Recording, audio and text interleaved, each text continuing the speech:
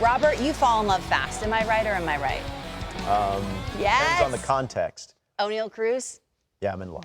Easy to do with that guy. It's easy to do with that guy. Yeah, I just think he has the potential to be the most unique baseball player we've ever seen. Whoa. It's like he was built in a lab, and I think right now he's one of the most unique athletes in all of sports. Let's show you what I'm talking about here.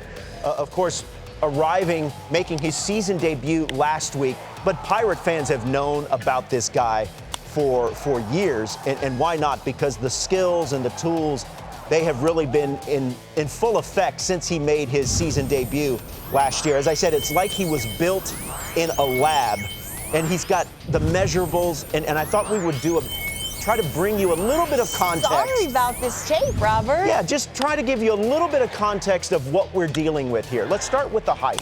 He's 6'7", right? That's the same height as your MVP frontrunner in the American League, Aaron Judge. Aaron Judge has great ability, athletic ability as well, obviously. But can he go get the ball deep in the hole at short? I don't know. Could Jimmy Butler do that? He's also 6'7".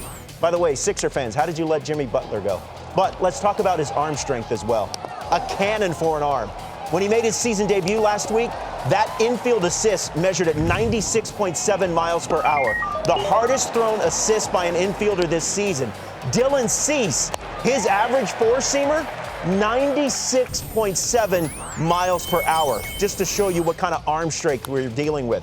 From arm strength to exit velo. How about this? Oneil Cruz has that covered immensely. This is in Double-A, okay? Yeah, not exactly apples to apples comparison. But last year at Double-A, he had a home run with an exit velo of 120 miles per hour. Since the start of 2015, those are the only major league players who have hit a ball with an exit velo of at least 120 miles per hour. Giancarlo Stanton, Gary Sanchez, and the aforementioned Aaron Judge. But this might be his most unique trait when you consider his size. It's his sprint speed. He ran the bases at 31.5 feet per second in his debut. Look at Tyreek Hill. He's the fastest wide receiver in the NFL. The Cheetah. The Cheetah. He's got a sprint speed of 31.4 feet per second. So again, it's like he was built in a lab, and I think that we don't know how good of a baseball player he's going to be. We don't know how good of a career he's going to be.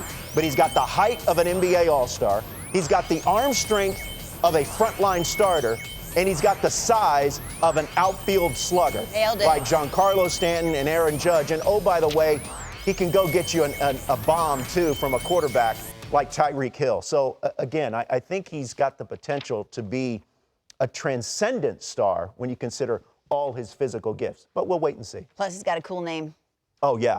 Named after Paul O'Neill. O'Neill. Yeah. So you like him? I do. I like Toolsy. He's toolsy. He's very The speed toolsy. is crazy. The Yeah. speed at his size is crazy. It's unbelievable. Yeah, it's fun. It's different, right? And how much of an Aaron Judge or taller players will help guys like this, right? That's true. It's kind of a copycat league. And he has absolutely. played in the outfield a little bit in the minor leagues, but I just hope they keep him at short. I want to see a dude that big move around like that. If he can keep making plays like he did, those diving stops, and obviously able to get up as quick as he can, that's probably the hardest part. 6'7", to be able to get up, react, get it quick. But that arm motion I noticed when you were showing the velocity over to first base, it's so short. It looked like Dylan Cease throwing from the mound. That was crazy. Usually you see guys with a little bit more windup to get to 97.